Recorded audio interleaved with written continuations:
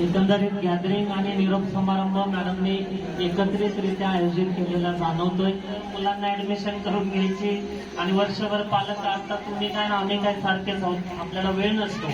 आपण कधी फीचा फक्त फोन आला तर आपण जात असतो, मुलाने जर म्हणलं की पप्पा या क्लासला तर आपण जात असतो, इथपर्यंत ठीक आहे. परंतु मॅडम स्वतः जो विद्यार्थी त्यांच्या वर्गात बसतो किंवा ऍडमिशन घेतली त्याचं पालकत्व स्वीकारतात.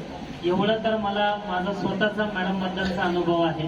आणि ते पालकत्वाचं जबाबदारी काय असते क्लासमधल्या पालकत्वाची, की त्यांना चांगली जाणीव त्या गोष्टीची आहे. मोठ्या क्लासमध्ये त्यांनी आधी काम केलेलं, कदाचित त्या अनुभवामुळे त्या सगळ्या गोष्टी साध्य होत असतात.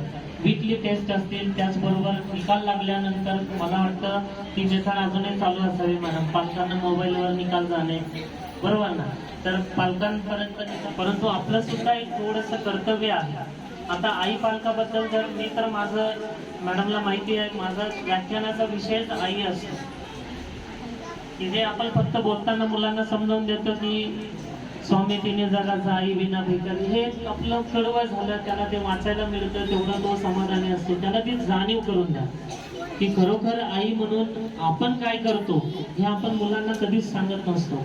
वडील म्हणून आपण नेमकं काय करतो हे मुलांना आपण सांगत नसतो.